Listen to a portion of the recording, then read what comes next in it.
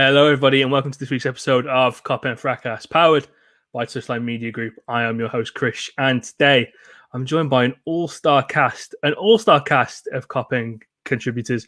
I've got Glam, I've got Ellis, and I've got Anik. Boys, how are you doing today? Good, man. Better. Yeah, doing good, thanks. Keeping well. All is well, bro. All is well. Lovely stuff. It might have been the actual deadline day yesterday, and we got a new signing to announce here at Kop End Fracas as well. And rejoin us on a permanent transfer, we have Peter. Peter, how are you doing, man? It's good to have you back. Yeah, I'm good, man. I had to go along quickly, learn my trade elsewhere. But obviously, you know what I'm saying? I'm back now, back and better. So yeah, man, good to go. We need Minamino to follow your lead, good sir. That's what we need to do. Of course, if you're watching us on YouTube, please do hit like and subscribe to the Touchline Fracas YouTube channel. It will be a massive appreciation. You can find all of the video content from us here at Kop End Fracas on this channel, and of course, you can find all the content from the other club pods, Chelsea Hour, Mugger, Hotspurs, all of them. You can find them all on this channel, and it's all free as well. That's the great thing about it. You get live, unstopped content all for free. And if you are feeling for a little bit more Kop End Fracas content, and we have been hot with the content this last January and this February, my word, we've been hot with the content, then please do head over to our Patreon page. It is www.patreon.com/Kop End Fracas. As from as little as £3 a month, you can get access to a wealth of Kop End Fracas content exclusive to only our Patreon subscribers. If you are a Patreon subscriber, you only get access to this. No one else does. No one else in the planning gets access to it. Only our Patreon subscribers. And we appreciate all the support that you do for us. But without further ado, let's get into the pod. And it's been a long old week since we last chatted, gents. I want to rewind a little bit and go back to the win against Spurs. So we were coming off the defeat against Manchester United in the FA Cup, and we had a fairly tough away trip to Tottenham Hotspur, and we came out emphatically with the win. Glam, I'll come to you. The barren streak is over, the winless streak is over, and more importantly, the goalless drought is over as well. How are you feeling coming away from that Spurs win, first and foremost, before we kind of go into West Ham? I'll be honest, obviously going into the Spurs game, form wasn't... form was shit. Let's be honest, form was shit. I'll be honest with you, I did expect us to rise to the occasion. For some reason, obviously, we also rise to the occasion in bigger games. On Man United, we drew 0-0, but you know, we did start the game well. But with the Spurs game, I was confident. At least a minimum to get a draw. But now the guys come through, man. I was happy. I was ecstatic, I can't lie.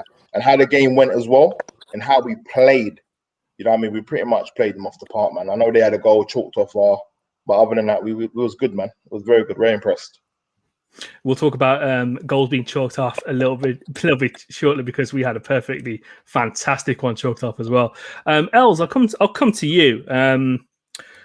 Glam made a really good point. I think the way that we played in this game, coming off the back of how we played in the United game, being a bit more with a pump in our step and a little bit more confidence in how we attack and how we were going forward. I just want to talk about the performance of the front three in that game, and gents, feel free to pop in after Ellis has finished his points. They were all three of them were absolutely phenomenal in that game against Tottenham, weren't they? Yeah, they were back to what we know them to do. They were very fluid. What I really enjoyed Bobby's display. He was the Bobby of old, dropping in between the lines. His whole play was brilliant. He was linking people well together. Salah and Mane were linking up well. I was pretty upset with Mane at the beginning, but then once he settled down and became more effective in that final third, he was just electric. He had Doherty on ropes at all times. Salah was doing what he does, but trying to get in behind. He was strong. So yeah, it's like they just clicked. I don't know what happened to them, but they just clicked, and it was lovely to see, man. And hopefully it continues on towards the end of the season. Obviously, we'll talk about the West Ham game, but yeah, I think we saw sparks of it against Man United in FA Cup. Yep, and we saw that coming through. Obviously with Bobby and with Mo, they looked a bit more lively than what they had been in the previous month. So the signs were there, and against Spurs, they just ripped up the back line apart. They couldn't handle him. It was too strong for them, too quick. We just had too much invention. So it's always lovely to see, man. No, I completely agree. Anik, I'll come to you on the same point as well. One of the things we have been kind of discussing is this synergy between the front three and how it hasn't really been clicking in the past 6 weeks or so, realistically, after kind of coming off that Palace game. How would you feel about all of their collective performance? Because I want to kind of piggyback off something Ellis said as well, in terms of we were all fairly frustrated with Mane's performance in the first half, but the encouraging sign was you could see him getting in the good positions. You could see where he was influencing the game. But yeah, how do you feel about their free collective performance in that game as well? Yeah, so obviously I've been quite vocal, especially in the group chat, about the front three and how they've been playing up till then, but I can't say anything bad about them. Mane was just at his best against Spurs. Fair enough, those first 2 chances he missed, but I told you guys, he's got the gold stripe back in his hair. He is going to be back. And he was firing on all fronts. He was involved in all the goals. He was involved even in Salah's he was also involved in Salah's disallowed goal. So Mane, obviously, I can't knock him. He played fantastic. Bobby, he got his goal. He was running the channels. Good to see that he, obviously, when we come on to West Ham, good to see he had a rest then and came on and made an impact. But and Salah as well, I saw him moving around, not always pigeonholed on that right-hand side. He was moving around. He was getting involved. Overall, as long as the front three are scoring, I'm happy. As long as we're scoring, I'm happy. And that's what I saw from them. I think the glimpses were there against United in the FA Cup game. We could see that a lot more was happening in the business end of the pitch. And for me, it was really good just to see us firing on all fronts and packing in Tottenham the way we did. Packed them in rightly as well. I think that's the best way to put it. I mean, played them at the par. I mean, bar a Højbjerg, a fantastic strike, even though that was pretty avoidable. But we won't talk about that. We'll only talk about the good today. I mean, we're all in very good moods. We're only going to talk about the good today. I've never seen a game where I didn't know the front three all had dogs, by the way. They were having lads on leashes and taking them for walks for the entire game. I mean, Bobby was taking Eric Dyer for a walk, and Mo was taking a few lads for a walk as well. So it's just fantastic to see. Peter, I was just going to add. I think the key thing the thing I took out of the game was just moving Genie into the 6 and then Thiago into the 8. So I feel like that helped us so much more. Just in terms of, obviously, Thiago's then able to be closer to the front three and supply them a lot quicker with balls and like incision. And then with Genie, obviously, the way he plays with us, he's a lot more conservative and he's a lot more like, he doesn't really express himself as much. So I think the best place for him to do that, you don't look for your 6 to express themselves. You know what I'm saying? You don't look for your 6 to play these mad balls. You just look for your 6 to break it down and just to be simple. And putting Genie in the 6, he's able to be a 6 and be simple and not get any criticism for it. And also, we know how press resistant he is. And putting someone who's press resistant in the 6, yes, that's what we need. Completely agree. Let's actually talk about that, because obviously we've made some adjustments and changes to midfield. Like Peter said, in the past 2 games, we've dropped Wijnaldum back into 6. I'm not too sure why it's took that long for the coaching staff to realise that he's a better player when he plays in the 6 than he is in the number 8 role that he has occupied. Thiago has been on the left hand side. Weirdly, played the 4-4-2 diamond, which I thought worked quite well in the first half against West Ham. He's been 10-15 yards further up the pitch, which, I mean, that's doing the world of good, and he's been able to kind of break down defences and just be vintage Thiago. And of course, the introduction of if this player was a fine wine, the James Milner vintage would be a timeless classic. The way that this guy, at the age he is, it's just so physically fit, and the way he just goes about the pitch. These 3 lads have just added a little bit of oomph to the midfield, and that change has been so adamant about how we want to do the style of play. And Glam, I'll come back to you on this. How have you felt about that midfield? And it's kind of irking back to not the Brexit midfield, because there's a lot more class and there's a lot more savantness about it, but it's got the classiness, and it's also got the workload that you need from a Liverpool midfield to be that engine. So how have you felt about that setup in the past 2 games? Well, first of all, I want to say I've been massively impressed with James Milner. Not only obviously in terms of his presence on the pitch, he's in behind runs. Like he's been making runs in behind that I didn't think he'll be doing, and he's taking the initiative.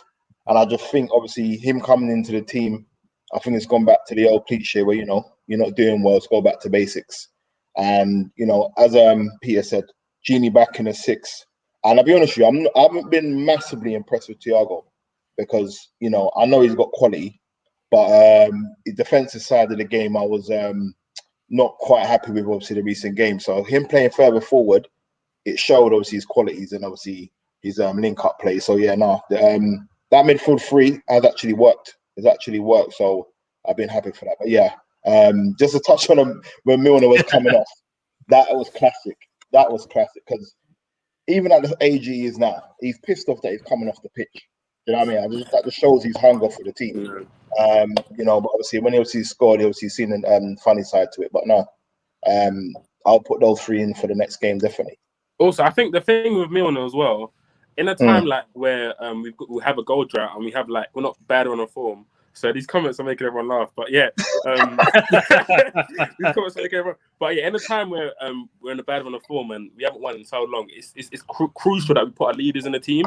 So people like Henderson, people like Milner, it's no surprise that when we enter drought, these men are in the team because these men, they've seen it all before. They've been there.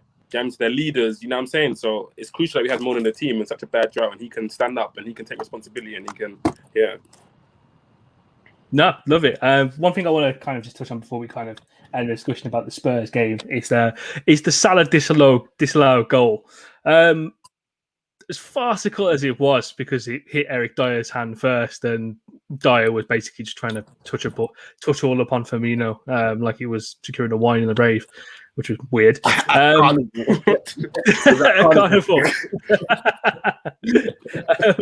Yeah, I don't think he'd heard of social distancing, which is odd. That move for the goal might be one of the best moves I've ever seen because the finish from Salah was absolutely unreal. Emphatic, man. Before anyone goes, I'll go. I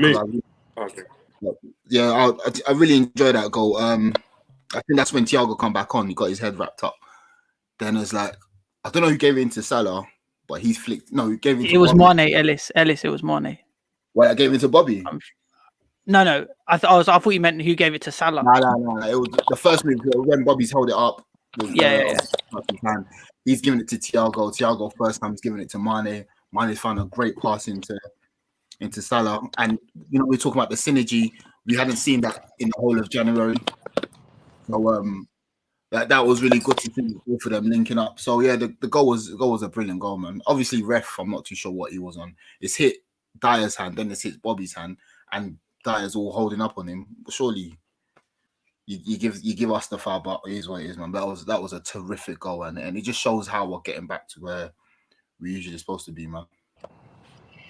Yeah, that's because VAR shit, bro. How can you not give a foul? Man was getting dragged up like he's been brought to court, and you don't give a foul. It's pathetic, bro. It's pathetic. VAR shit, by the way. I hope that hashtags as well, man. I love Glam because if you're watching this on Twitter, on Periscope, and of course on YouTube, you saw the seriousness in Glam's face as he uttered that statement because he's our Glam and we wouldn't have it any other way, man. We appreciate him so much. Let's move on to the other game that we played in London at the London Stadium. Coming off the back of that 3-1 win to only run out with another 3-1 win. Bloody hell. I want to ask you all a quick question before we kind of talk about the game. And this is an open forum question. Do we legally own the City of London? Because this season we've walked into every single stadium and they've not been beaten. So by proxy, Liverpool Football Club own the City of London. We're taking over. That's what it is, mate. We're taking over. Yeah, we own the league, man. We own the league. So any London club in the league, you're owned anyway, man. Do you know what I mean? But yeah, no, definitely going to especially West Ham are not a bad team. I'll be honest with you. Yeah, agreed. And going into the game, I was worried about Antonio, roughing us up. So to come away with that game 3-1, should have been 3-0 to be honest with you. But yeah, no, 100%, man. We own London, man. We own London. Can't wait to visit back, even though I live here, though. You know what I mean? Talk about the team. Fantastic. Yeah, I mean, I want to feedback off what Glam said there. Antonio I wasn't scared of per se. It was more the fact that they're a big team. Aren't they? Physically, they are imposing.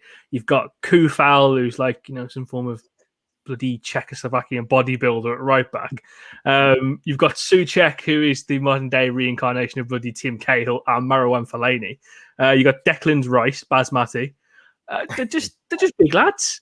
Big lads. And if there's one thing that we're vulnerable to at the moment, it's set pieces. So I just want to kind of like, before we took into that game, rotated lineup.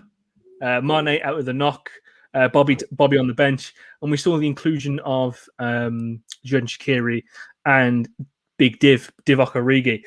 Anik, I'll come to you for this bit.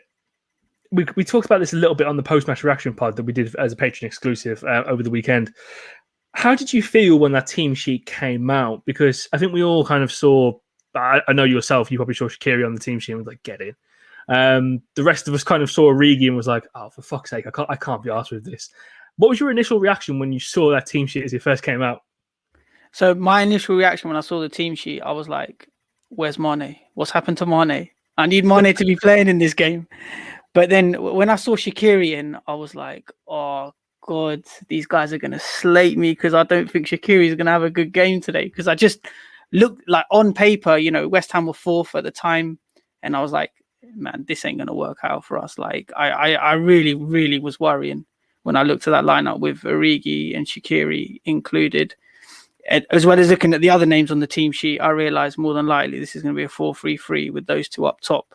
With Salah, is it going to work? So, yeah, I was pretty worried initially looking at the lineup. Yeah, it was a bit of a weird one. Peter, I'll come to you. Kind of same question. How did you feel when the lineup really came out? Yeah, I was a little bit worried because just one of them things where the last time Origi and Shaqiri started, obviously that was Burnley game where we lost, and we didn't create much then. So obviously I was just thinking like, yeah, I don't know what to really expect. You don't really know, but yeah.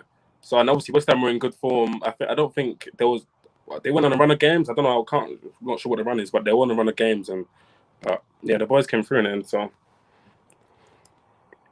no, I completely agree. The first 45 minutes of the game, we played it in a real controlled nature. I kind of compared it to a bit of a boxing match. We kind of threw a few jabs at West Ham, kind of felt them out, found out what their shape's about, where they were vulnerable. I think we did a really good job in the first half. And Glam, I'll come to you.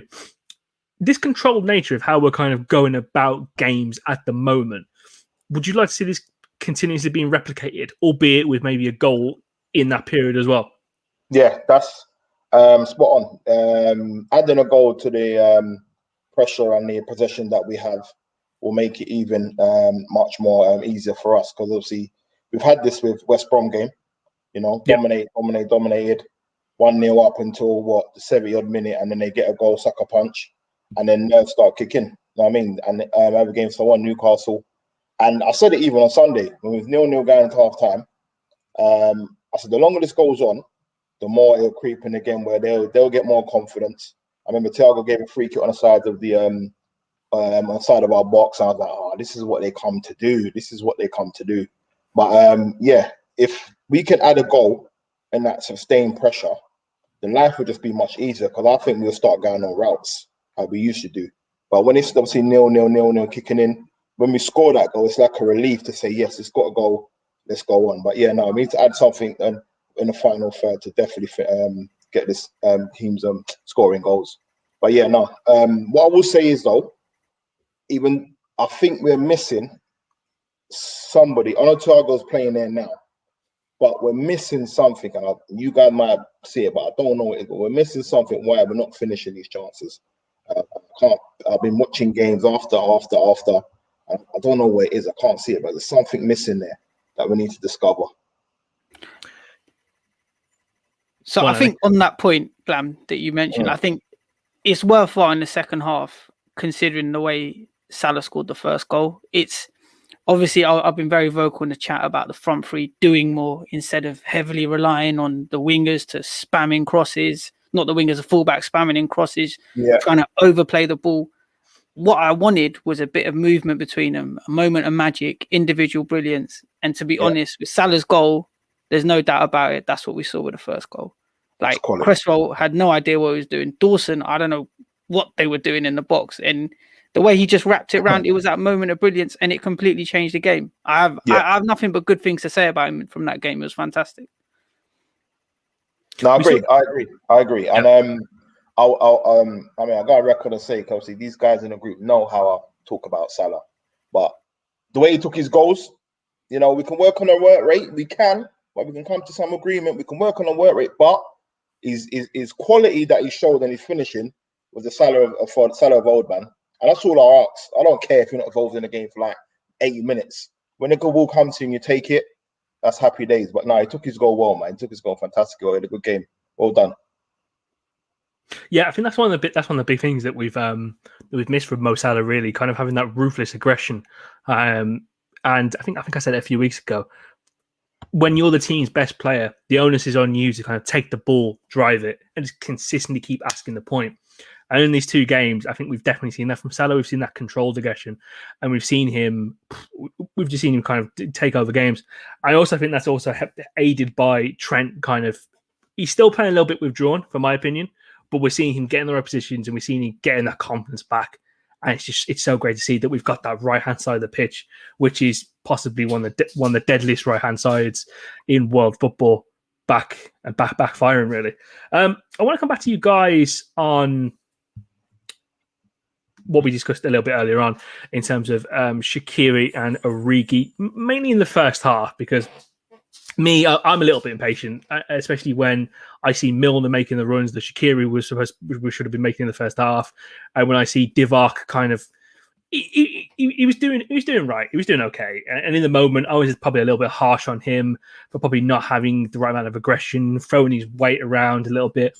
But when I watched the game back, Origi's more in the first half. I think Shaq came more alive in the second half. He kind of took the whole "I'm the best player on the pitch" thing a little bit too seriously, as we'll discuss a little bit later on. But I think Origi, when I watched the game back, I could see how I was a little bit too harsh on him, because he was doing all the things he had to do, and he was doing the things where we knew it was going to be a physical game with West Ham. We knew we were going to have to throw a body bell. And he was getting some good chances, and when I looked it back, the one shot he had where it hit the side of the net, but you saw the venom that was in that shot. You saw the aggression that was in that shot. That's the type of things I want from Divock Origi.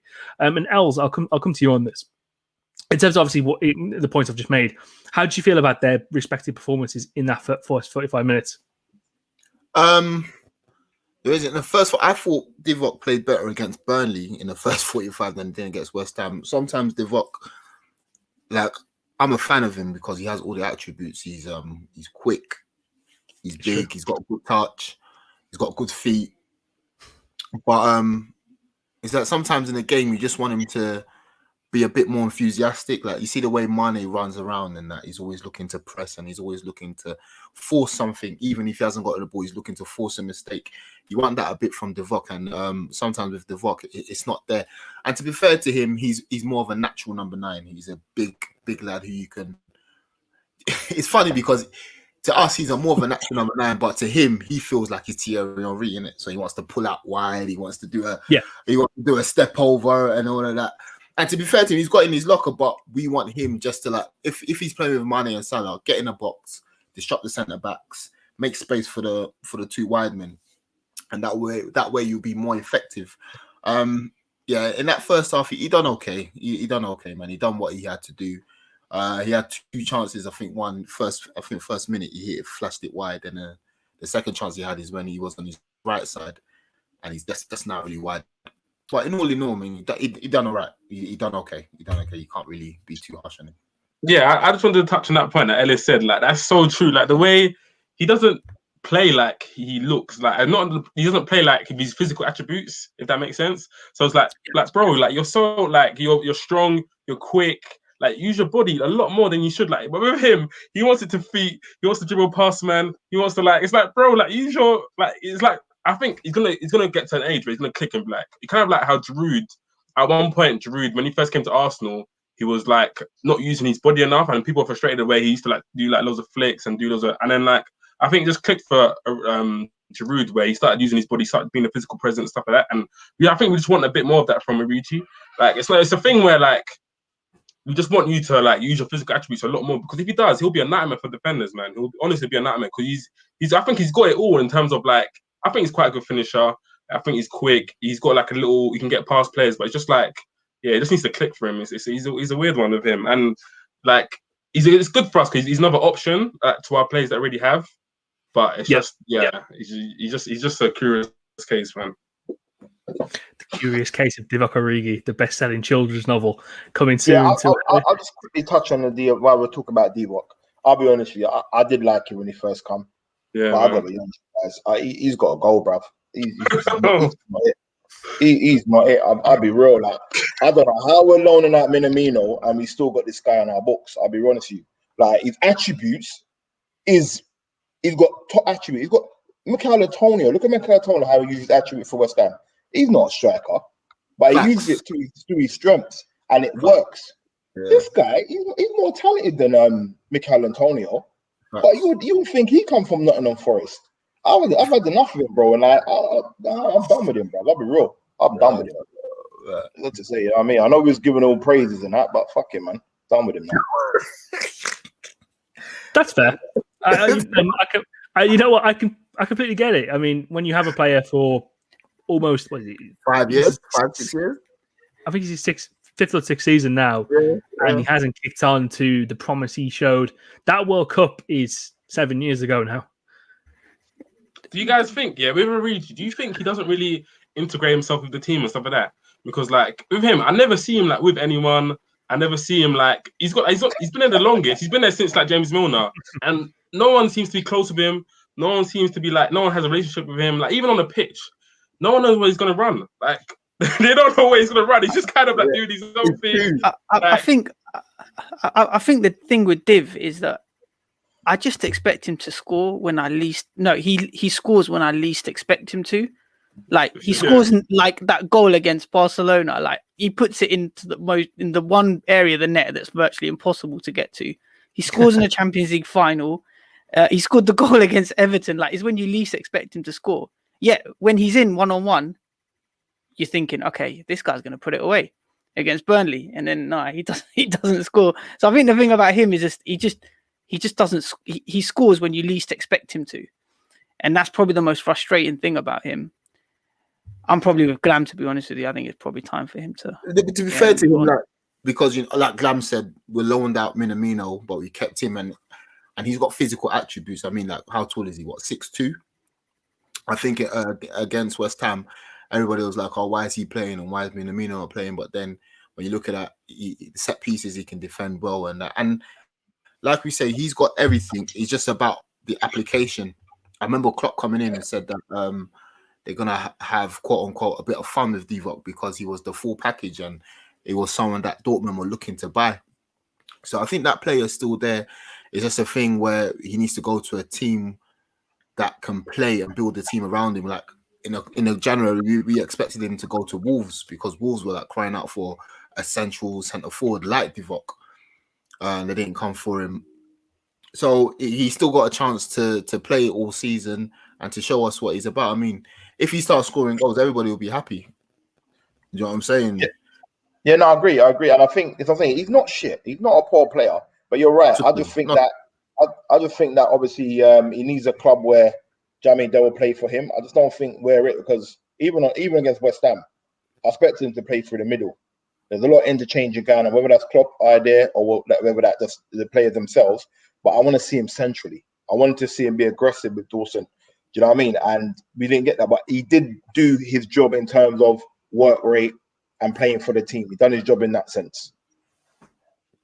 Yeah, I think the frustrating thing for me with Divock in that first half, especially, was he was getting in all the right positions. And like I said earlier on, he kind of didn't have that aggression and that kind of that chomping at the bit to kind of push on a little bit and use his body a bit more. But again, rewatching the game back, I think I was a little bit harsh on him at the time. Second half was absolutely blistering football from Liverpool Football Club, and I am very, very blessed that I'm able to talk about this with you guys. James Milner comes off, has a little bit of a tiff with Jurgen Klopp. I know we've all probably seen the video. One of the funniest things I've seen this season so far, where there's not been that much to laugh about. Curtis Jones comes on. He's on the field for about 10, 15 seconds. Breaks forward, finds Salah. Salah squares up Cresswell, just something fierce. Squares it onto his left foot and bang, far corner. Pinpoint precision, and we go 1-0 up. I want to talk about Mohamed Salah, and I want to talk about Mohamed Salah in the fact that I genuinely think he might be not only the most underrated Liverpool player, even though what he does is just unfathomable. He does most of the time. He does it week in, week out.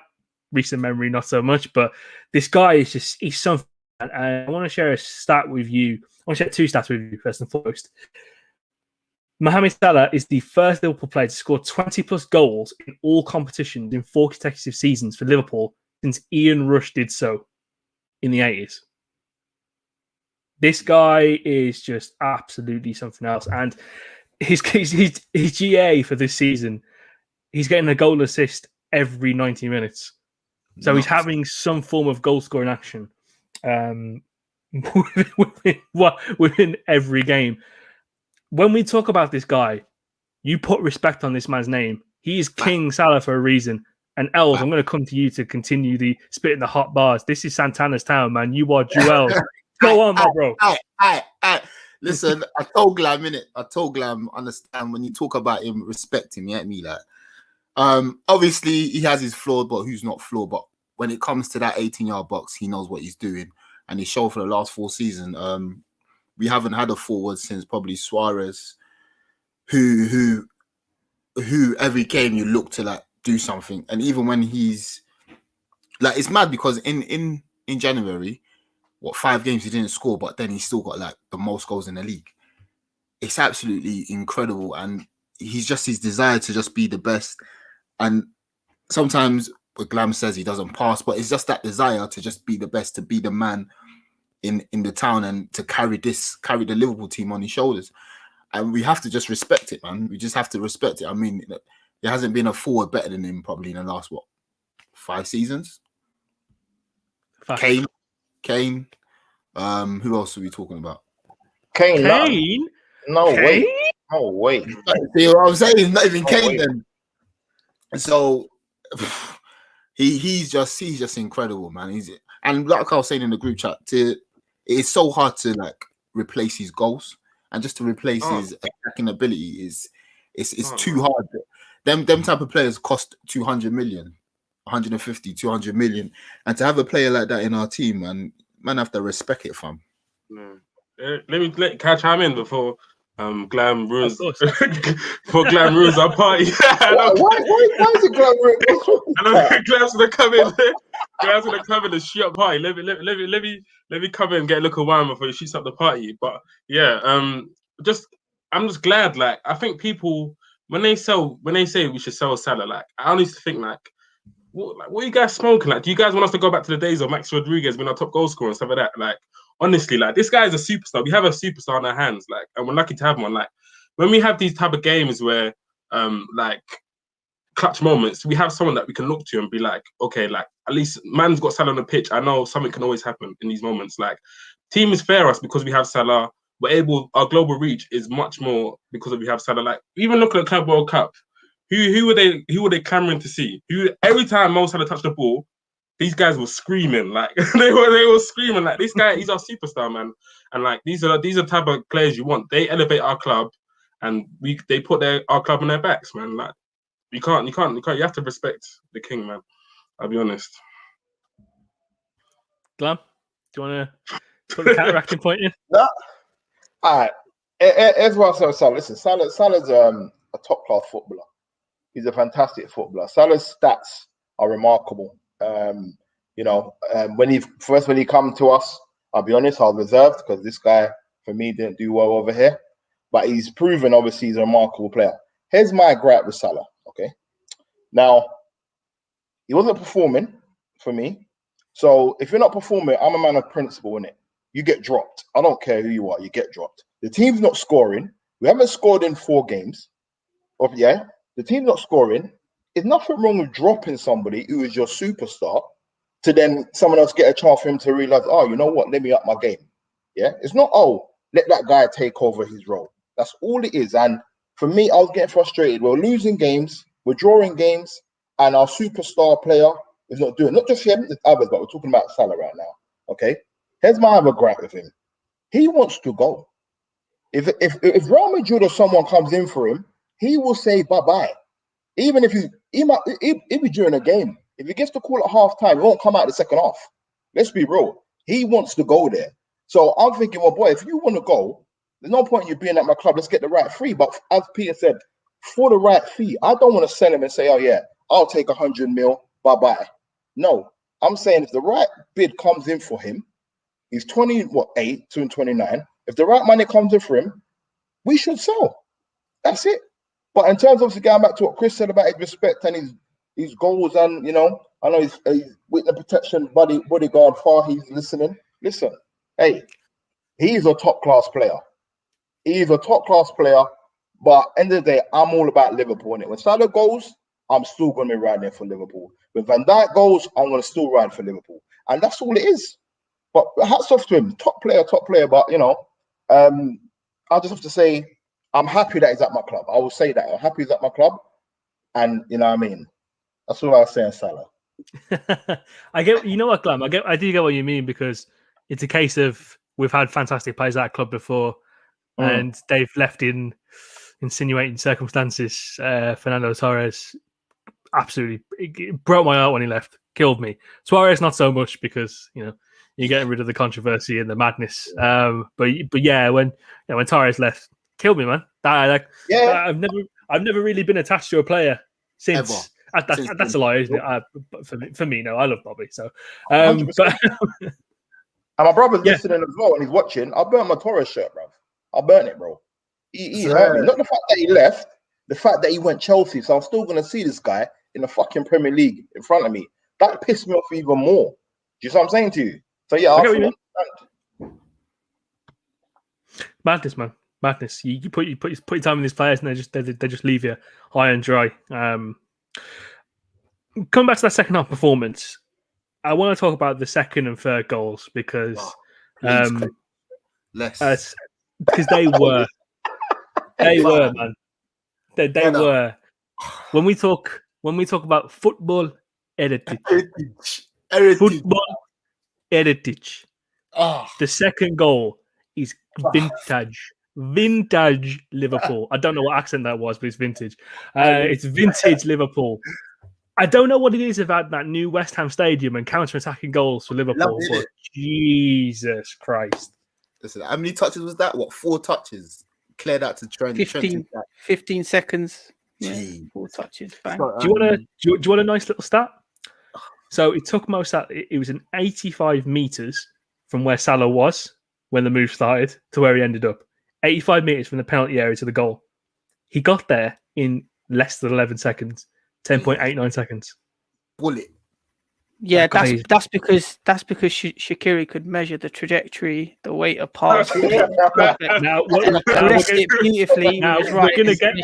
get on that because first of all, the ball from Trent is just otherworldly. I want to see that. I want to see that fella who was doing switch passes that he thinks are so easy. I want to see him replicate that. I need that content in my life. We'll do a Kop End sponsored challenge for that switch of play. But then the ball reaches Xherdan Shaqiri's feet. And Anik, I'm going to come back to you on this, what we were talking about earlier.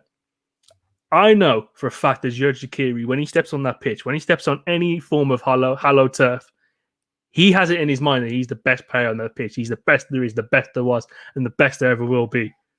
For him to pull off that pass, where's the Bret Hart? he spent some time in the dungeon, brother. That's what I'm saying. He spent some time in the dungeon to get carves like that. He had to spend some time in the half family dungeon. For him to pull off that pass with pinpoint accuracy is just ridiculous. I'm going to let you have your moment here, Anik. I'm going to let you have your moment to wax lyrical and talk about that pass and talk about the move. You have the floor.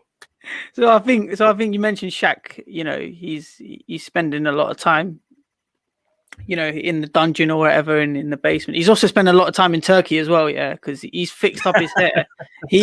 I don't know how he sorted that out, but he's fixed up his hair well.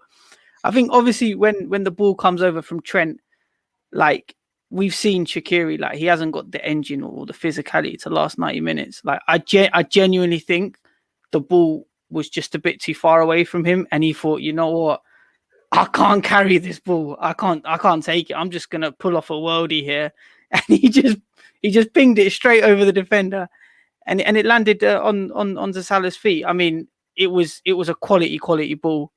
But I think all jokes aside, you need to have that bit of footballing IQ, especially on the break, to make the right pass at the right time. Now, fair enough, he could have been tired or whatever, but the weight of pass was literally next to none. And when it went in, I was like, oh my God, that's a Shaq assist. I was so excited. But look, he's a good weapon, I think, to have off the bench. I don't think he's got the engine to start games for us. He's a good weapon to come off the bench, try and open up defenses the way he done against Midgetland or the way he done against West Ham as well. But I think, you know what, just keep him around. I don't want to sell him. You know, I reckon he's going to be boys with Kabak. I reckon they're going to get along well. I think it'll be good for Shaq to hang around for a bit. He's going to talk to Kabak and he's like, "Oh, where are you from? Turkey? I've been there." Oh, yeah, exactly. That's exactly that's some work done.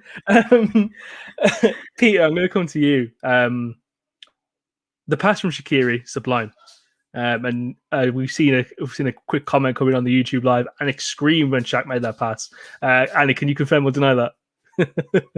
Yeah, I screamed. I was to be fair, I did. I'm not going to lie. Yeah.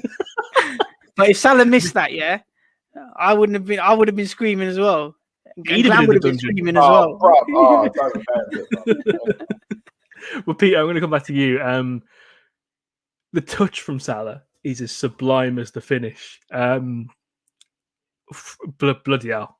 Just talk me through what you're feeling. I was literally about to say that. You know, I was literally going to say, look, yeah, I'm going to have to take off my hat. That touch was crazy. Oh my!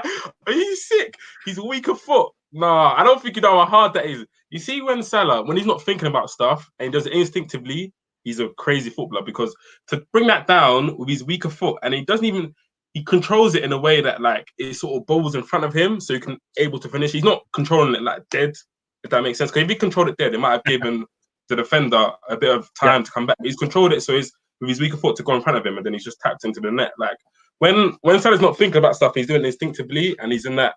Yeah, he's unstoppable, man. And also, just a quick shout out to Trent, because we didn't. I feel like he's played much better, and especially in the Tottenham game, he was sick. Me and Ellis were kind of talking about how like he wasn't attacking enough, because obviously you're probably conscious of our defenders not really being able to cope. And yeah, Trent, I have to give him his praise as well. But yeah, I'm sure Krish will come on to that.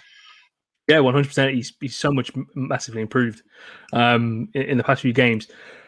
The dink from Salah, the touch and the dink on the finish was just absolutely sublime. Me and my dad at the same time while we're watching the game that is absolute filth. What we've just seen there is filth. Pre-watershed filth. Yeah, it reminds me of that Suarez goal at Newcastle or versus Newcastle, where he's touched it with his shoulder and he's gone around the keeper. Obviously, that Suarez goal was a bit special, but it reminded me, had the same kind of feeling where it's just like bang bang. That touch was crazy. The finish it's just absolutely mental, man. And it was on Discord and we just absolutely lost our mind. You have to say his name nicely, man. Talk to him nicely, bro. You know what I mean? No, it was exquisite. Do you know what it was as well? It's the fact that he's running at pace and he doesn't break his stride. Like the ball bobbles, it comes under his boot and he just hits it straight away first time. Like you can't anticipate that. The keeper was never saving that. The keeper was expecting him to have a touch. Like it's sheer class. No, that's sheer class. I was gobsmacked. I can't lie. Counter-attacking goals, man. I'm telling Cristiano Ronaldo and Wayne Rooney to come outside. I'm telling them to come outside with counter-attacking goals like that. I'm saying that with my chest. But yeah, when you see Mohamed Salah on these streets, you respect him. You take your hat off and you say, you say it with respect. You salute that man. You give him all the props you can. We've also got the pleasure of talking about the third goal, and when we talk about this goal, the build-up, everything about it is just, again, vintage Liverpool that we've seen so many times in the Klopp reign. So leading up to this goal, there's 35 passes leading to this Jorginho one-element goal for the third one. During 84 seconds of possession, and everyone in the team during that 84 seconds had a touch apart from Alisson. Team cohesion is back, and I have no idea what Wijnaldum was doing that far out the pitch, but I like it. I like it a lot.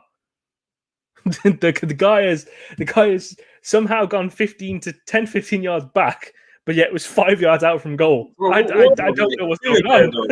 That's our number 6. Where's just there? Exactly. That's how you know. I was just having a laugh, bro. It was like fucking hey. It was just like hey, bow. Like, hey.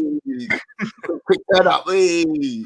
So yeah, man, it was a great goal, man. Even the football, the passing, the movement, you can see that we've got our mojo back. We've got our confidence back.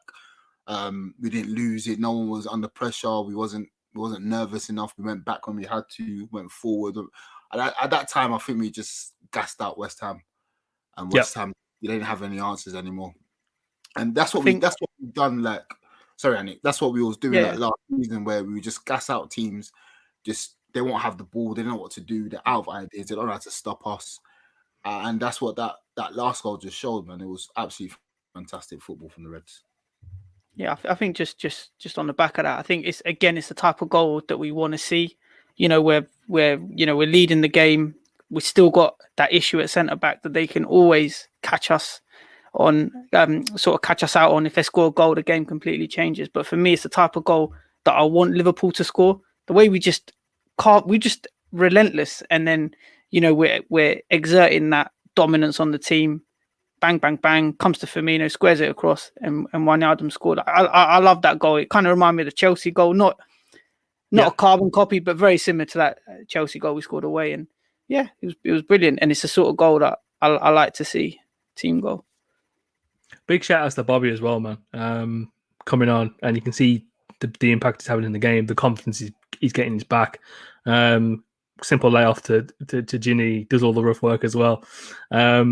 And yeah, man, I'm just very happy to see all the cohesion back in the team. I want to go back to talking about Thiago in this game. So I thought he played quite well. I know Glam might. He did. I ain't got no qualms with Thiago. He did.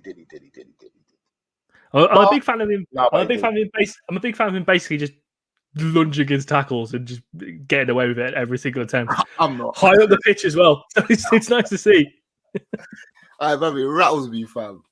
It rattles me. He needs to stop though, because he's got that, like, because he's Thiago and he's the world class midfielder. Referees are kind of like allowing him, but that's gonna wear off soon. So hey, be careful. But you know what? He's getting booked. There's a couple of times where he's really tight on the line to get red. Like, But I think, obviously, I've said what I've had to say about Thiago before. But I think when he does those tackles, I think he's very clever with it. I think he knows that he's not going to get sent off, so he will lunge in, he will get the yellow card. But the tackles he makes after that, they're not really worthy of another yellow card. Yeah, I think he's quite clever actually when he does that. He's probably breaking up the game like that Fernandinho-esque, just breaking up the game, killing it, keep it ticking along, just showing that he's there. I don't mind it. If he makes a lot of fouls. If he gets sent off, then yeah, trust me, I'll be in here saying saying what I've got to say. But otherwise, right now, he's doing okay. And as long as he's not getting sent off, I really think he's clever when he does it. To be honest with you, I think he's just trying to break up the game. I don't think he's recklessly diving into challenges and stuff like that just for the sake of it. Do you know, Anik, the point you made about Fernandinho, I'm going to tell you that because we don't have that in our team. Well, we have Fabinho to do it, actually. But I like there's something Fernandinho. Fernandinho make like 15 tackles and 15 fouls, but he'll never ever get a foul. Or never get sent off, I should say. And it's weird. But for the Thiago one, I think he tackled it. It was against Tottenham. He tackled Højbjerg right in front of the referee. It was a proper silly tackle. I just didn't understand it. I'm like, bro, why are you diving there? It didn't make any sense to me. That's a lot. Yeah. That's what it kind of irks me. Like, it just dives in. Hopefully, after a while, he will like relax and he'll understand that he doesn't need to do it. A little shirt tug here and a little like, clip. Yeah, to be honest, I agree with Ellis. But I think this was one of them things where Klopp will need to obviously have to teach him, because the way we kind of press, we press and we try and win the ball with a lot of people, we swarm people instead of like trying to like be really aggressive, like in terms of like diving into tackles. Like, our way is to kind of swarm people. So I think Van Dijk's like the best at it. Like he won't dive into tackles. He'll kind of like just stop them, and then he stops them enough. By the time he stops them, Robertson's back, Fabinho's back. You know what I'm saying? So we kind of like the way we play is we kind of just not stop them, but I don't know what's the word. Just jockey them until we got enough people to kind of surround them. And I think Thiago, we hold them up. Yeah, we hold them up just so until we have enough people around them to swarm them. And hopefully he will learn that within time. Yeah, consistently holding circle whilst playing PlayStation. Yeah, no, I just think with Thiago, I don't want to see him in a 6. I'll be honest. I agree. The problem with me, as I said, I think he's too slow at the back. I'll be honest with you. And yes, and against West Ham, he was a better game for him. That's not a surprise. Obviously, you're further forward, but I just think the tackles. I know Anik don't mind it. I mind it, man. They're dumb tackles, bro. At the end of the day, when we're not exactly got a Tywin centre back in there, just more pop set pieces. So I'd rather where he wasn't against West Ham, I'd rather see him there, and we have obviously Genie in the 6 and whoever there. But I'd rather see him further forward where he can show his talents and showcase. But let's be honest, he's talented with the ball, and that is going the other forward. It's not going backwards to defend. So I think we should use the resources that we've got for him and keep him where he's effective in the game, just a bit further off the halfway line. Phenomenal comment we just have come through from Toby here.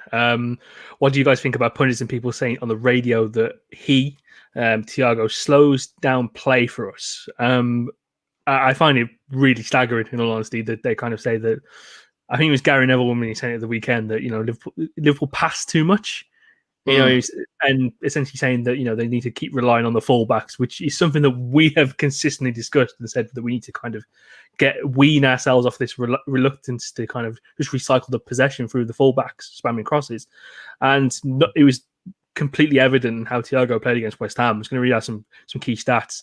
The most touches with 119, the most passes with 102, most final third entries with 15, most duels won with 8, and most tackles made with 5.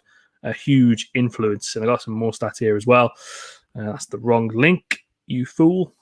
89% pass accuracy, 2 chances created. He won 13 out of his 16 duels, which is just fucking ridiculous. And he got 2 interceptions.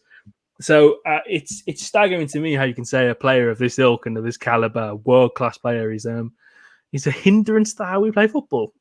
Yeah, I don't know what you guys think. Yeah, it's just a silly comment.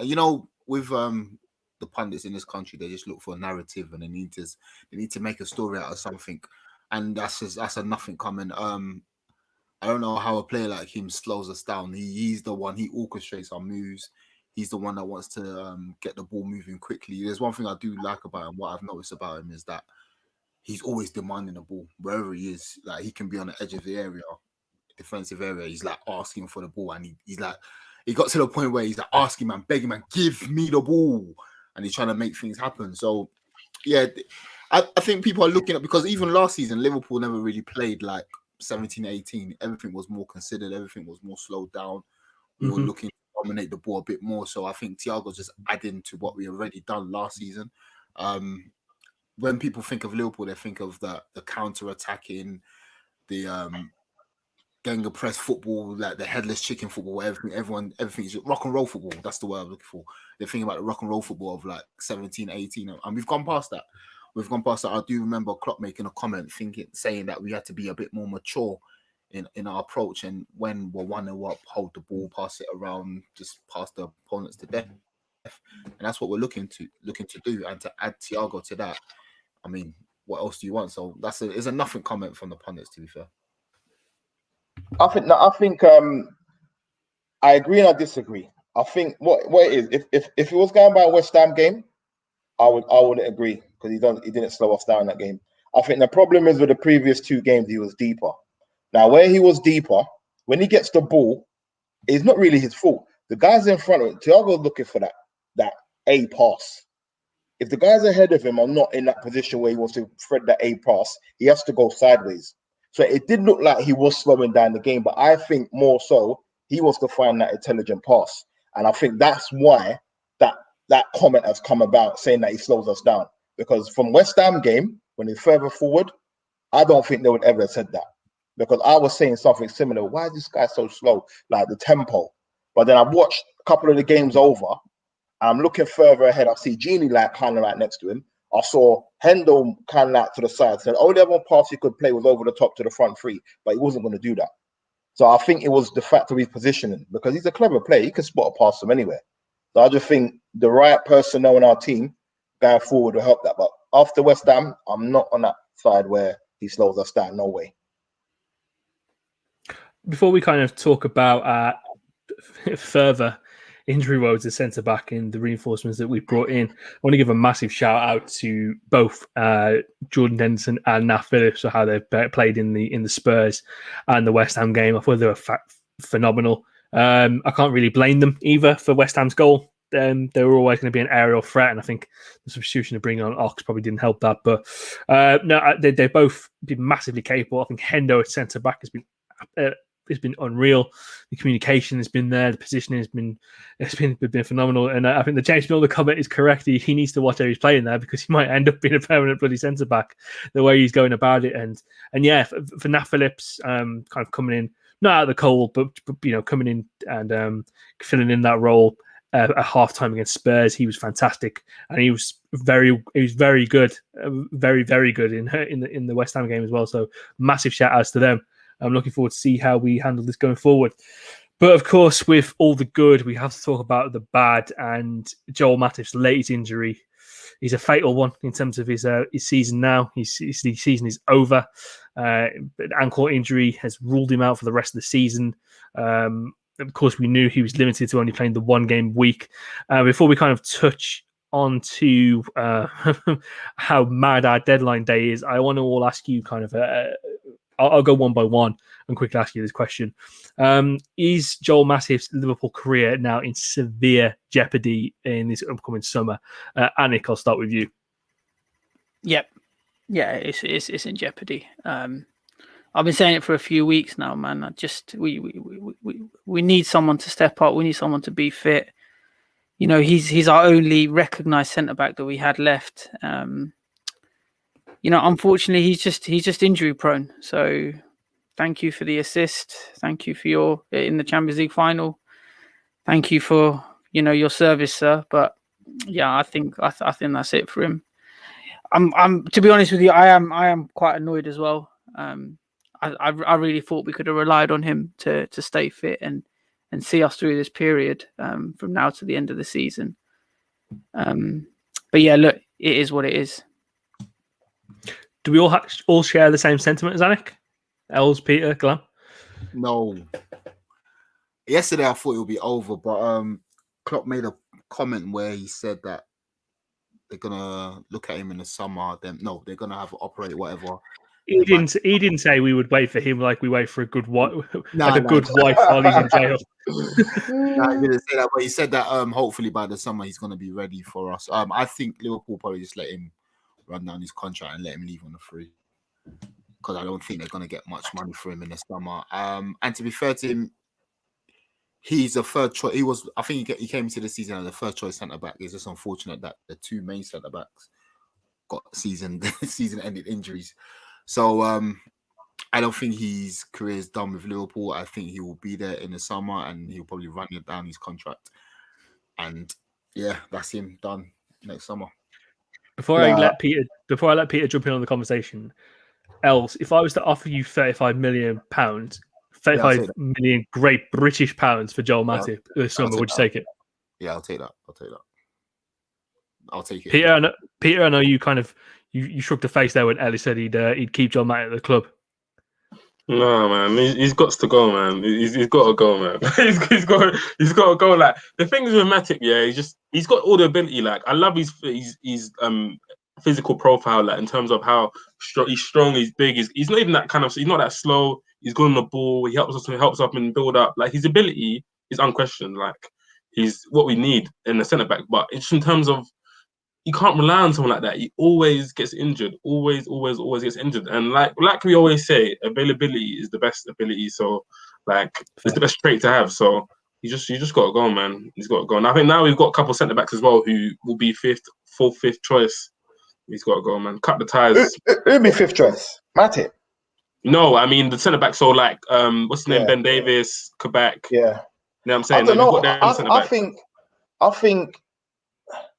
think Matip's injuries we've seen since he's come, it's been a problem.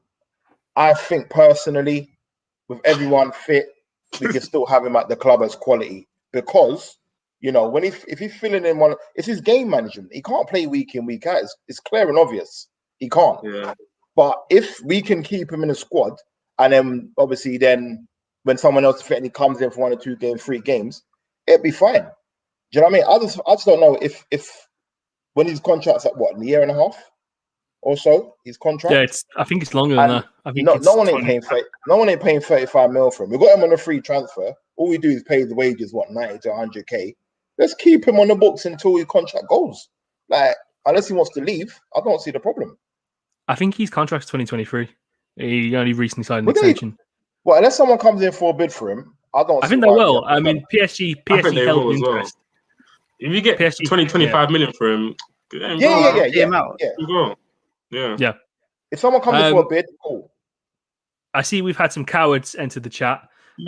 Some big cowards that only talk when they're winning. Who are these men though? The 21 in 21 was very quiet at the weekend, innit? 21. Mugger Mafia crew, innit? Mugger Mafia crew. That's it. Mugger Mafia, man. Very. Let's stick to our schedule, lads. You know what I mean, it's not Muga time. Yeah. This is a champions only live stream. Champions only live stream. Why are there losers in my live stream? Yeah, I don't know. I really don't know. We appreciate the viewers, guys. Just keep your button on, yeah? No worries. Don't worry about it, sweetheart. Let's dive into our deadline day because it was fucking interesting, to say the least. Man, crazy. We were seemingly linked to every single young centre back known to man, with 2 days left of the window. So I'm just gonna name a few names that we had out and just the intentions kind of going into next summer. And then we'll talk about the guys that we brought in here. So just a selection of some of the lads we're linked with. Dujan Calcutta-Car from Marseille, Marie Demiral from Juventus, Tapsoba from Bayer Leverkusen, Sven Botman, and David Carmo from Braga. David Carmo, by the way, he's a fucking unit. I think he's like 6'5". he's a big man. Yeah, big fella. But the profile of all these players are that they're players who are very good aerially, and they're also good with the ball at their feet as well, and they're developmental projects. So in terms of I think Calcutta-Car is more pro-ready at the moment. He's a little bit older. He's 25. But with the others, I think they're more in that younger mold in the defender that we're looking for to be that third, fourth choice. So it's really interesting. And it's going to be interesting to see what we do in the summer. So, Els, I'll come to you on this. What do you think will happen in terms of the summer now for another defender before we kind of start talking about Ben Davis and Ozan Kabak? I still think we'll look to get a main one in. Konate is probably the guy I believe that we'll probably go for. But Meccano, whose name's been banded about a bit. Rummenigge from Bayern Munich came out and said that Liverpool and I think Chelsea are in the mix for him. I think that's more of a small screen. I think he will go to Bayern Munich, but I think that Liverpool are probably going to go to Konate. And it's interesting that they were talking about the guy from Braga and how he's like 6'5", and it's probably the same in the same range as Konate. So I think either that's a bargaining tool or they're looking for options as well as Konate, because Konate has also got a I wouldn't say poor injury record, but he's had a couple of injuries that set it back a little bit. So I believe that they will look to get a new centre back in the summer. Who it is, I'm not too sure. So let's talk about the centre backs that we did sign. The surprising one, in all honesty, was Preston's Ben Davis. So reading the summary that we had, he quick, mobile, composed left-footed defender, which is something that we do need. Reads danger early, defends calmly, is excellent with the ball at his feet, covers wide space as well. And again, he said he reads danger early. Who wants to lead the discussion on this? Because I'm going to be quite honest, I haven't seen that much of him. So who wants to lead the discussion on this one? Anyone? Who are you going to pick? Who are you going to pick on, Krish? You're going to pick on me, aren't you? So I think. So I think in going for both the centre backs, I think Liverpool needed someone that could. I think the Athletic summed it up perfectly. They need someone that's low risk, but if it comes off right, then it could come off with an amazingly high reward in terms of what we can achieve by the end of the season. If they come in, slot in, and do a job by themselves or alongside some of the established players, it could lead to big things for us this season. So I think in terms of the right profile of player, it was good. And then also touching on that, they're also happy to maybe play second, third fiddle to the established centre backs. And they also have a lot of appearances as well. To be honest with you, I haven't seen a lot of Ben Davis. You read all of the cliche stuff about these defenders. Oh, he's good at blocking the spaces. He's left-footed. He can good 1v1. All the cliche stuff you hear about centre backs. I suppose it's just someone. I on the whole trust whatever Liverpool do in the transfer market, and I trust that we have got the right profile of player. I think we just got to see him in action to really determine for ourselves whether he's going to be a quality addition for us. I completely agree. I think everything I've read from what Preston fans have said about him is that he's a very good player, and he's probably one of the better centre backs who has been performing in the Championship for the past 2 seasons. I think it would be a little bit more palatable to us as a fan base if he was kind of 23, kind of 22, 23. Obviously, he's 25, so if he kind of, when you look at it from that point, it's like he's not really in that younger profile. But again, when we remove that stigma of players who have come from the Championship, because we look at some of the players who've come from the Championship who have done really well. I mean, you look at the James Madisons of the world, the Jack Grealishes, some of the Watford lads as well. You Ben Godfrey's, not Watford, Norwich lads. You Ben Godfrey's of the world. They've come in and they've performed really well. And this is something that we've not done for a while in terms of our recruitment. We've always not took the risk on signing a Championship player and then letting him develop at the club. We always take the onus of, let's just say, this is a move that someone like a Burnley would make, and they would take a £2 million player and make him into, obviously, a James Tarkowski. I quite like James Tarkowski. This is a move that you see one of those clubs make, and I think it could be a shrewd deal in the long term. Yeah, John Stones, again, came from Barnsley. Even you look at Joe Gomez, Charlton. Yeah. Again, younger player, but you've taken a guy who's in the lower levels and you've molded him. I guess you can also say the same for Andy Robertson as well. Yeah. I was just going to say that. I think, I don't know how any other guys feel. I don't think these are risks at all. I think, you look at the performance of Nate Phillips that's coming. He's 23, 24, but he's had experience at Stuttgart. He was phenomenal against Antonio. And I just think Ben Davis, low fee. Do you know what I mean? If you do well, you do well. If you don't, what's gonna happen? What, we sell you on for more than that? Kabak as well. Obviously, the 1 or 2 games I've seen him haven't been the best, but he's young, he's 20. That's a loan, viewer permanent. So I think it's just great business that we've done. But the main thing is we've got 2 centre backs in. We've got 2 now centre backs. One that's played untold amount of games in the Championship, Ben Davis, and experienced at 25, and we've got Kabak, who's been playing in the Bundesliga and has been watched for Liverpool before even this. They just put the process forward. So I'm just happy we got cover in, and let's just kick on for the season, man. No risk. Yeah, exactly. So who would like me to talk about Oz and Kabak? Who's ready for real Oz and Kabak hours? Who's ready? Fuck, no, we've got enough time, bro. I know. Yeah. We've got Getting late, enough time. I'll be quick. Peter's going to sleep, bro. Peter's going to sleep. Peter, wake up. Wake up. We got to pat ourselves on the back here to a Kop End Fracas, because this is something that we've been hot on the pulse of for a while.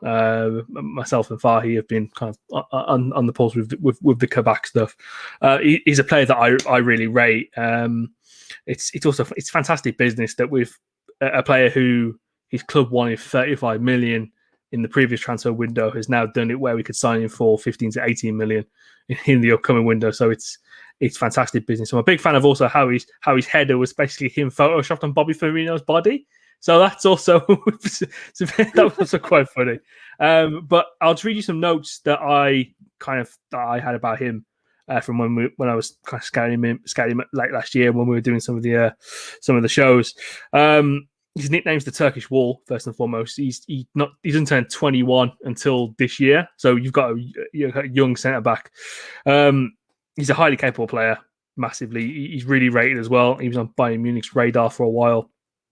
He's strong, athletic. He's got really good pace, positioning and reading of the game, and his last-ditch tackles are part of the obvious strengths, which has helped him become a remarkable defender. And I think he's really suited to playing in this high line and style that we have. If I could compare him to anyone, he looks more of a Soyuncu type player. So, like Soyuncu, he shows great confidence and skill when he can build a play from the back and possesses great instincts when it takes coming up with the right positions.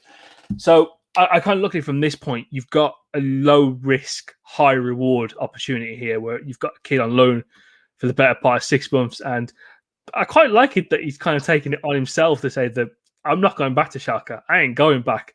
I've set fire to the bridge. I ain't going back. Andy Dufresne, when he came out of Shawshank, covered in shit, I ain't going back. I've come out of hell. I'm not going back. So it's a good opportunity for him to prove himself in his next 6 months, because God knows he's going to get the games. And it's also a good opportunity for him to prove me right in everything that I've said, because I need to kind of rub it in Mike's face with me being correct on this one. So how do you guys feel about the Kabak signing? So based on that, Krish, I definitely agree with you. And I said at the top, these two signings are low risk that could end up reaping huge rewards for us. I suppose a few questions that the fans and even opposition fans definitely are going to have is, they're bottom of the Bundesliga, they were going down. Why sign this player? Do you think it's just a case of the player's not around him, helping him out? Do you reckon it's just the team, the consistency they're having? The other players not taking the burden in the Schalke team? Like, what would you say to that? So I had a conversation with Chris Williams about this last week, and I think it's more to do with the fact that Schalke as a club, and it's a little bit cliche, as a club and as a unit are just in complete disarray, and it's really reflected in the results. Up until when football paused last season, he was one of the best performing centre backs in the league. And I think it's a lot as well, because he's got really good leadership qualities too. And again, he's only 20. He's got great leadership qualities, and he's got a lot of experience behind him, backing him too. And you got to remember, for a guy who's 20 to kind of put a lot of that pressure on himself, especially when a team is getting it. I mean, when they got absolutely spanked by Bayern Munich, what do you do in that situation? Like, I think it's the first game of the season, get absolutely hammered. It's a tough one, but he's got the right mentality. He backs himself, and I think he's going to come in. I think he's going to do a fantastic job, and he's going to earn every penny of that transfer. And good luck to him. I'm really looking forward to seeing him play. Yeah, no, that relegation stuff don't faze me, man. We've done it with Robertson, we've done it with Genie, so it's a good omen for us. So, do you know what I mean? If as I said before, the fact that Liverpool have been watching this guy, it's not if we've gone and got him and looked around. They've been watching him. So whether we was trying to negotiate for the summer to get a better deal or whichever, either way, we've got him in on a good deal. So now I'm just happy we've got bodies in there, man. Yeah, the thing I would add as well, I would say to Liverpool fans is there's two things with these signings. One is that we gotta just trust our recruitment team, because the majority of our signings that we've made, like, we don't really sign duds. Like, there might be one or two, and even they're not duds. It's just one of them ones where it's just like it hasn't really worked out because they haven't got enough game time. Like Minamino hasn't worked out, sort of thing. But our recruitment, they really watch people and they scout them and they scout their character as well. And you just got to trust our recruitment team. Like, you have to look at our track record, man. Look at our track record. Look at the people who signed in the past. Like, they always prove to be good signers. You know what I'm saying? So you just got to trust Michael Edwards and Klopp and see like what they've seen. And the second thing I would say is that when players come to a club, it's a thing where like I'm not too worried about them because they have a coach like Klopp who can really coach them and can really guide them and can really like I'm really not worried because a coach like Klopp, like every player would love to be under him because he knows it all, man. He's won everything. Like he can really improve your game. He can improve all aspects of the game. And I'm sure these players, like, they got to just, especially Ben Davies, he should grab this opportunity. Like, he would never ever think he'll be here. Like, you know what I'm saying? He should grab that opportunity with both hands and really make a name for himself because now he's going to be playing week in, week out with world-class players. And yeah, man, hopefully one of them can, even if one of them steps up and becomes like our first choice centre-back with Fabinho, I'm happy. I think it'll be a case of I think we'll see Kabak paired up with Henderson in a centre-back pairing, and we'll see Ben Davies paired up with Fabinho with Nat Phillips floating in there as well. There was a tweet from Ronan Murphy yesterday in terms of I'm going to read it out in terms of the whole relegation thing. The problem with judging Ozan Kabak from his stats is that he plays for the worst team in Germany. Anyone would suffer because of that. Fair. Weston McKennie last season wasn't incredible by any stretch for them, but he's already a huge important player at Juventus. So it's apples and pears at the you take a good player from a bad situation where he's underperforming, you put him in a good situation where he can perform. Sky's the limit. And I'm really looking forward to seeing him. He's a player who we also have a really good system as well in terms of like we're really organized. Like everyone knows how we play and the players communicate. So when a player comes in, you see with Nat Phillips, when a player comes in, you know what I'm saying, Henderson's literally talking him through the whole game. Exactly. I'm really looking forward to seeing him play, man. Hoping his first appearance isn't against Man City. Hoping it's a little bit of an easier one for that. You want to ease him nice. You want to throw him straight into the fire. But it's exciting times for the club. I guess the one thing we do have to pick our hold is that we waited until the very last minute and to another season-ending injury to bring a centre back in the club. And I think we're all fairly frustrated by that aspect. But at this point, it is what it is. And, you know, we power through now. Second half of the season, we do what we do. We keep pushing, show that we are champions, and we fight to the bitter end. And that's who we are, Liverpool Football Club. That's what we do, baby. We play Brighton at Anfield tomorrow. Any potential changes you guys are seeing to the lineup, or would you try and go as full strength as possible for this? So I'm saying normal from free, the same. I'll possibly say the same midfield, possibly Sans Milner to save him for the Man City game. I wouldn't play Mane. I'd rest Mane for City. I don't know how fit he is. So I'd probably either give Origi another go or Shaqiri, one of those two, and bring in Bobby. I think, I'll swap Milner and Curtis as well. I feel like playing Milner three games in 1 week it's not necessary. Tell you, man, if James Milner, if Tungi and Dembele had what James Milner has, he'd last the entire 90 minutes, mate. Bloody hell. I'll bring in Jones. Jones or Ox. Ox to replace Shaq. If he was to play that diamond we done against West Ham, I doubt if we play like that again. But if we was to do that, then I could bring Thiago in behind the front two. He will control a bit more possession, but I think that's the only change I'll make probably to that team. Is probably Milner in for Jones. It'd be an interesting one with that 4-4-2. And if we do play the diamond again, sorry to interject, Glam. If we play kind of that diamond with Origi and Salah as the front two, and then we put Bobby in the hole. Yeah, Bobby will come back. Exactly, that would be really good. Yeah, we need. I think as well because obviously I don't know if you guys saw Brighton last game or they were really good. They've got a trio going with Trossard, McAllister, and Gross. And, I would want to play, I would prefer to play Fabinho and Henderson. I know my Fabinho ain't fit, but they're good on the ground and they're very quick. And I remember last time, if you remember last game, that Connolly guy, he gave us some problems, man. He gave us some problems, but I think that was hamstring. But I would keep the same back line, but just mess about with the midfield and probably up front. I want to see Ox get a game and take his chance. He hasn't in the last 2 games. He's had a chance. So the midfield shake-up would definitely be something that would help us. Because City game, we need to rest a few players, man. That's the one. That's the big one. Yeah, I think I thought Ox played quite well when he came on. No, yeah, when he came on, yeah, but his last two starts, you know, I don't know if he's fit enough. Agreed, He just looks off it. But yeah, go on, man. Yeah, I think I was going to say like tomorrow. I mean, it's obviously it sounds again cliche. I just want to get the job done as early as possible. I don't want to have to bring on subs and tick it past the 70th minute because you know we can't break them down. You know what Brighton are like. They play more expansive football. I would expect us to get the job done earlier and just look ahead to City. Like that's the big one. We need to address that. We need to show what we're about. It's another game at Anfield.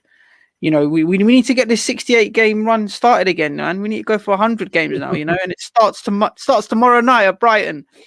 So, yeah, no, I mean, all jokes aside, like I just want to see us get the job done early and just focus on City. Would you guys bring in Costas as well? 'Cause I'm thinking maybe when is he ever going to get game time? Like I know, Kimikas. Yeah, like I would either start him or at least bring him on at 60 at least because Robertson. Yeah, but when he's come in, he's then got injured. Like yeah, but he has to play sometime, innit? Though.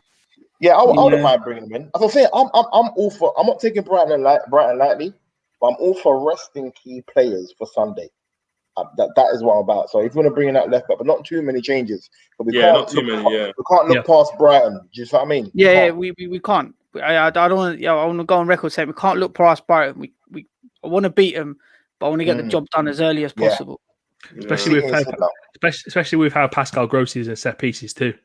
That could affect us. Yeah, not gonna lie, if he was 4 years younger, I'd probably have him at Liverpool. Really good player, really underrated player. Yeah, and let's be honest, guys. City ain't going to be slipping up. They don't look like they're going to be slipping up. So we need to be on their tails, man. Yeah. Hopefully we can, like Anik said, the clock's been reset. We need to get back to where we were in terms of home wins. We need to go the next 4 years again unbeaten at home, make it fucking 6 years. It's Fortress Anfield, baby. You know the vibes. You know what we do. But yeah, man, I'm looking forward to the game tomorrow. And of course, you know that we'll be here with all the post-match reaction show over on our Patreon page. So if you're looking forward to that and you want to hear more from us, then head over to www.patreon.com/Kop End Fracas and subscribe from as little as £3 today. That's it for this week. It's a little bit of an extended one as we've had loads of stuff to talk about. It's really good week in review for all things LFC. The streak is over. The Barron run is gone. The Reds look like they're back, and we've got Kabak as well.